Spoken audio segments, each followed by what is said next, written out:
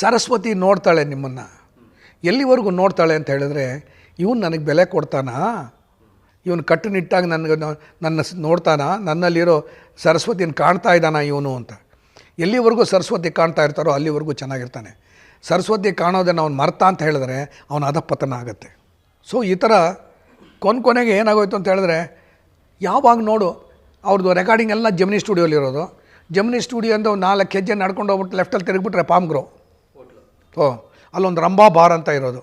So ಇಲ್ಲಿ ಬಂದು ರೆಕಾರ್ಡಿಂಗ್ಗೆ ಬಂದು ಆ ನೊಟೇಷನ್ ಅದು ಇದೆಲ್ಲ ನೋಡಿ ಅವ್ರು ರಿಹರ್ಸಲ್ ಮಾಡ್ಕೊಳ್ಳೋತ್ತು ಇವ್ರು ಹೊಟ್ಟೋಗಿರೋರು ರಂಭಾ ಬಾರ್ಗೆ.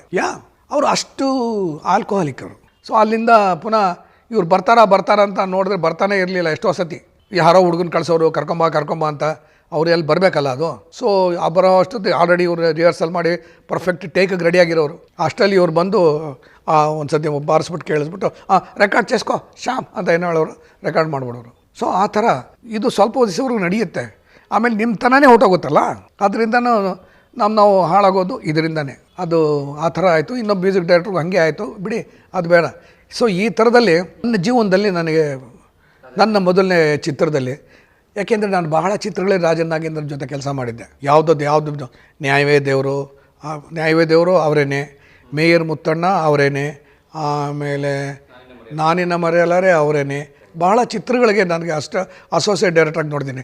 ಕನಿಕಾ ಪರಮೇಶ್ವರಿ ಕತೆ ಅವರೇ, ಅಡ್ಡದಾರಿ ಅವರೇನೆ, ಗಂಧದ ಗುಡಿ ನಾವು ವರ್ಕ್ ಮಾಡಿಲ್ಲ, ಬಟ್ ಅದೇ ವಿಷಕನ್ಯಾ. ಇನ್ನು ಯಾವ್ದು ನೋಡಿದ್ರೆ ಈ ಹುಣಸೂರು ಕಾಂಪೌಂಡಲ್ಲಿ ಆಸ್ಥಾನ ವಿದ್ವಾಂಸರು ಅವರೇನೆ. ನೀವೇನು ದುಡ್ಡು ಕೊಡಿ ಅಷ್ಟೇ ಓಕೆ, ಕೊಡಲಿಲ್ಲ ಕೇಳೋದಿಲ್ಲ, ಇಲ್ಲೇ ರೆಕಾರ್ಡಿಂಗ್ ಮಾಡಲ್ಲ ಅಂತ ಹೇಳ್ತಾ ಇರಲಿಲ್ಲ.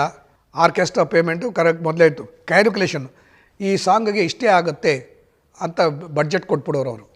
ಆ ಥರ ಯಾರು ಕೊಡಲ್ಲ. ಯಾರು ಬರಲಿಲ್ಲ ಅಂದರೆ ಒಂದು ಕಳ್ಕೊಬೇಕೇ ಹೊರತು ಇದೊಂದು ಎಕ್ಸ್ಟ್ರಾ ಅಂತ ಹಾಕ್ತಾ ಇರಲಿಲ್ಲ ಅವರು. ಎಲ್ಲನೂ ಕೂಡ ಪ್ರೀ ಪ್ಲ್ಯಾಂಡ್ ಅವ್ರದ್ದು. ಅದು ಯಾವ ಮ್ಯೂಸಿಕ್ ಡೈರೆಕ್ಟರ್ನೂ ಇಲ್ಲ. ಅದು ಅವ್ರಿಗೆ ಗೊತ್ತಿರಲ್ಲ ಏನು ಬೇಕು ಏನು ಮಾಡಬೇಕು ಅಂತ. ಇವ್ರು ಹಂಗಲ್ಲ, ಸಾಂಗ್ ಕಂಪೋಸ್ ಮಾಡ್ತಾರಲ್ಲ ಅವಲೇ ಕೊಟ್ಬಿಡ್ತಾರೆ, ಇದು ಆರ್ಕೆಸ್ಟ್ರಾ ಅಂದ್ಬಿಟ್ಟು. ಸೊ ಈ ಥರ ಆ ಪಿಕ್ಚರ್ಗೂ ಕೂಡ ನನಗೆ ಯಾಕೆ ಹೇಳಿದೆ ಅಂತ ಹೇಳಿದ್ರೆ, ಈ ಸಂಗೀತದ ನಾನು ಏನು ಪ್ರಯಾಣ ಮಾಡ್ಕೊಂಡು ಬಂದೆ ಅನ್ನೋಕ್ಕೋಸ್ಕರ ಹೇಳ್ತಾ ಇದ್ದೆ ಇದನ್ನು.